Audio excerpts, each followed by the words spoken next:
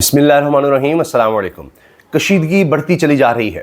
रात गए ईमान मज़ारी और उनके खावंद हादी अली चट्ठा की गिरफ़्तारी के लिए छापा मारा गया है। श्री मज़ारी साहिबा ईमान मज़ारी की वालिदा, उन्होंने एक्स पर पोस्ट भी किया है कि रात 1 बजे पुलिस वाले आए और उन्होंने कहा कि जी हम ईमान मज़ारी और हादी चट्ठा को गिरफ़्तार करने आए हैं, उनके ख़िलाफ़ FIR है। तो श्री मज़ारी साहिबा कहती हैं कि मैंने कहा कि वो यहाँ पर नहीं है। बहरहाल ये अब कहा जा रहा है, हसन अयूब साफ़ी हैं, वो कहते हैं कि जी हर सूरत ईमान मज़ारी को गिरफ़्तार करना ही करना है। वो कुछ अरसे से बात कर रहे हैं कि जो मर्ज़ी हो जाए। अच्छा, वो पहले से कह रहे हैं, मगर FIR ये जो ताज़ा FIR है ये बाद में हुई है। इससे पहले भी इस तरह से FIRs वगैरह हुई हैं। कभी उन्होंने ज़मानत करवाई, दोनों ने, मियाँ बीवी ने। तो अब ये कशीदगी बढ़ रही है। सिर्फ ये नहीं कि ईमान मज़ारी उनके खावंद की हद तक है, वकला की तरफ भी अब ये मामला जा रहा है। जिस तरह अभी हाल ही में जो नई FIR हुई है Wajid Gilani, Islamabad high court bar के सदर, उनकी तरफ से हुई है, जिसमें कहा गया छुरियाँ, चाकू और दहशतगर्दी और मुझे मारने के लिए ललकारा। ईमान मज़ारी ने कहा मार दो, इस तरह से उसमें है। जबकि वीडियो एविडेंसेस जितने भी हैं सबके सामने हैं कि क्या हुआ। वहाँ नारे तो chief justice Islamabad high court के ख़िलाफ़ लग रहे थे। अब कराची बार ने मजम्मत की है कि वाजिद गिलानी ने किस तरह दर्जनों, तकरीबन 70 वकला के ख़िलाफ़ पर्चा दे दिया है और उसमें इस तरह की बातें की हैं जो बिल्कुल गलत हैं। फिर इसके अलावा अब ये बात भी शिकवा शिकायत वकला में बढ़ रही है कि अब वकील ही वकीलों के ख़िलाफ़ इस तरह के पर्चे देंगे झूठे, और जिनमें ज़िक्र होगा जी दहशतगर्दी है, फ़लाँ है। ना सिर्फ ये, बल्कि गिला ये भी है तहरीक इंसाफ के लोगों को कि वाजिद गिलानी 26 फ़ियानी तरमीम के ख़िलाफ़ बात करते थे, और जब हमसे वोट ले लिए इस चक्कर में तो उसके बाद 26 फ़ियानी तरमीम के हक़ में खड़े हो गए और पूरी तरह से आज़म नज़ीर तारड़ या वज़ीर क़ानून, हुकूमत, इन सब के साथ जाकर खड़े हो गए। तो ये गिले शिकवे भी हैं। तो आइंदा आने वाले दिनों में हमें कशीदगी बढ़ती नज़र आ रही है। फिर आप ये देखिए कि तहरीक इंसाफ के कारकुनों में एक गम और गुस्सा भी है कि उनके कारकुन की हलाकत हो गई है। गुजरावाला से 9 मई के मुकदमे में मोहम्मद कासिम खोखर, ये सेंट्रल जेल गुजरावाला में कैद थे और इनका इंतकाल हो गया है। मोहम्मद कासिम खोखर ये भी 9 मई में ही गिरफ़्तार थे। अब इनके घर वालों का ये कहना है कि इनको कुछ तकलीफ़ हुई थी और इन्होंने जेल हुकाम को बताया भी, उन्होंने बस इंजेक्शन वगैरह लगवाए और बस इस तरह से कोई इसको उस तरह सीरियस नहीं लिया और फिर उनका इंतकाल ही हो गया। तो कहा जाता है इनकी वालिदा हैं, ज़ईफ़ हैं, बहुत दुखी हैं, बहुत परेशान हैं, बहुत रो रही थी। तो ये बड़े अफसोस की बात है। इससे पहले भी शिकायत आई है कि कई बीमार हो गए, उनको रिहा तो कर दिया लेकिन वो फिर इंतकाल कर गए। कोई हेपेटाइटिस से मर गया, कोई किसी बीमारी से, कई हेपेटाइटिस से ही फौत हो गए हैं। हेपेटाइटिस का कई जो कैदी हैं वो शिकार हो गए हैं। तो कई बीमार हैं। ये तो कारकुन है, हुकूमत इसको कहाँ देखेगी या कहाँ पूछेगी कि कारकुन है तो कोई चीज़ ही नहीं। वो कहते हैं जी डॉक्टर यास्मीन राशिद जैसी बूढ़ी खातून को भी नहीं छोड़ना, सवाल ही पैदा नहीं होता।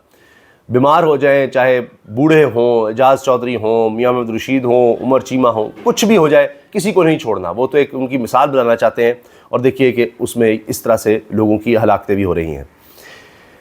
अजमल जामी ने खबर दी है जी कि इस्लामाबाद हाई कोर्ट के 5 जज साहिबान में से 2 ने लाहौर में मुकीम अपने एक हम ख्याल साबिक जज साहब से राब्ता किया और सलाह मशवरा किया। इन रिटायर्ड जज साहब का ख्याल था कि आप खुद सुप्रीम कोर्ट मामला लेकर जाएं और ख़ुद वकालत करें। अब ये जो 5 जज जिनको आज़ाद मंश आइन और कानून के साथ खड़े होने वाले जज कहा जा रहा है, जिन पर मुसीबतों के पहाड़ तोड़े गए, लेकिन ये लोग पहाड़ों से भी ज़्यादा मजबूत नज़र आ रहे हैं, टूट ही नहीं रहे। बहुत कुछ किया गया। इनमें बाबर सत्तार हैं, उनके फैमिली के डॉक्यूमेंट्स, उनके फैमिली के यानी कॉन्फिडेंशियल कहें, प्राइवेट डॉक्यूमेंट्स, वो पब्लिश कर दिए गए, सामने लाए गए उनको दबाव में लाने के लिए, नहीं टूटे। इन्हीं में वो जज हैं जिनके बेडरूम तक में कैमरा लगाया गया, जिनके रिश्तेदारों को हरासा किया गया, मुदाखलत की जो बात जिस पे ख़त में लिखा गया, वो नहीं बाज आ रहे। और जस्टिस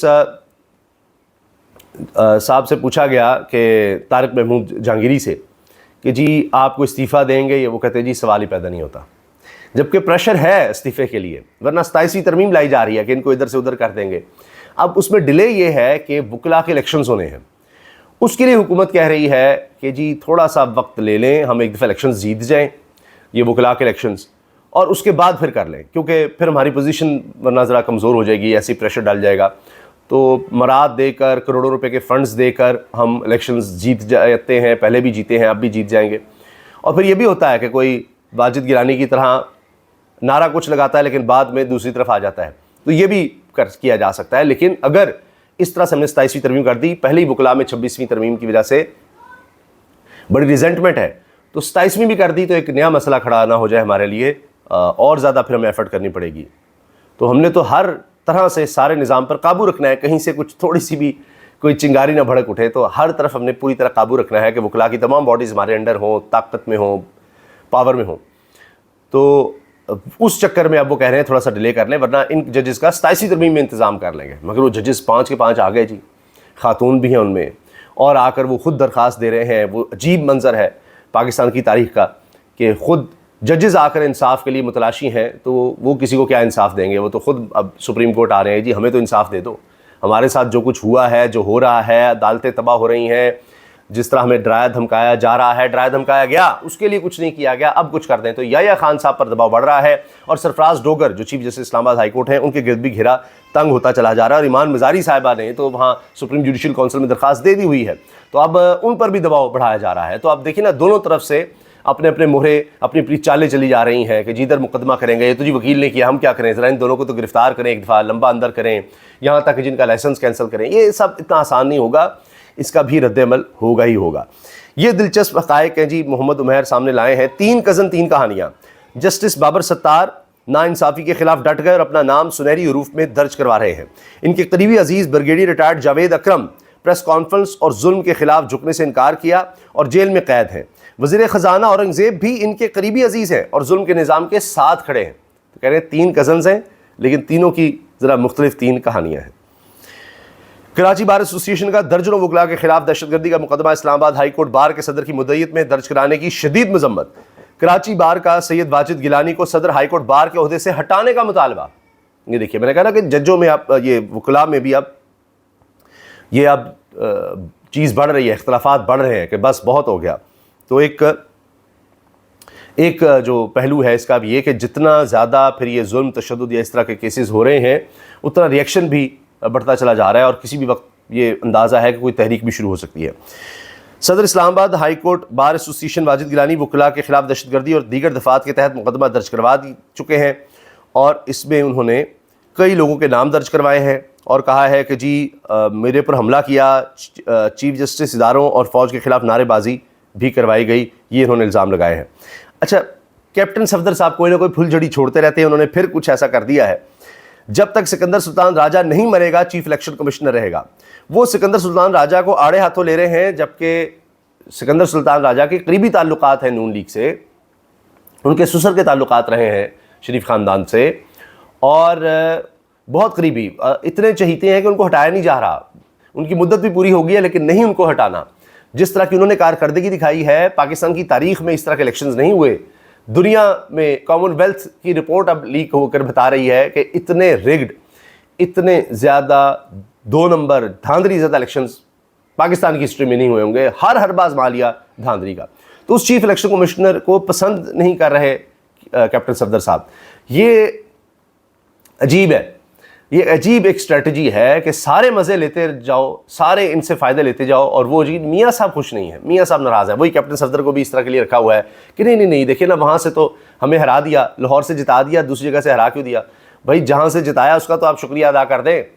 ڈاکٹر یاسمین راشد سے بدترین طریقے سے وہ ہارے تھے, لیکن انہیں جی ہری پور سے کیسے ہرا دیا, فلاں کیسے ہرا دیا.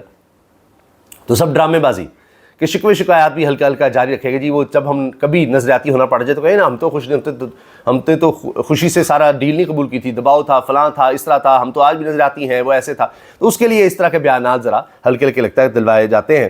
تو وہ بغاوت کا ایک ایلیمنٹ اب کیپٹن صفدر صاحب کے جی اپنے ہی بندے کے خلاف جو ہے, وہ شریف خاندان ان کے ساتھ بڑی یس کہانی ہے, اور یہاں پر کیپٹن صفدر صاحب جو ہیں وہ انہی کے خلاف گفتگو کر رہے ہیں. یہ بھی چکر چلایا جاتا ہے. یہ رات گئے ایک بڑی تشویشناک خبر آئی, میں نے بتایا نا وکلاء کے حوالے سے جی خبریں اب چل رہی ہیں, دھڑے بنتے چلے جا رہے ہیں اور سختی آ رہی ہے. راولپنڈی میں سابق جسٹس لاہور ہائی کورٹ اور ممبر پاکستان بار کونسل حسن رضا پاشا, یہ چیئرمین بھی رہے ہیں پاکستان بار کونسل کے, جو سب سے طاقتور باڈی ہے وکلاء کی, اور ان کا تعلق حکومتی گروپ سے ہے, اعظم نذیر تارڑ گروپ سے ہے.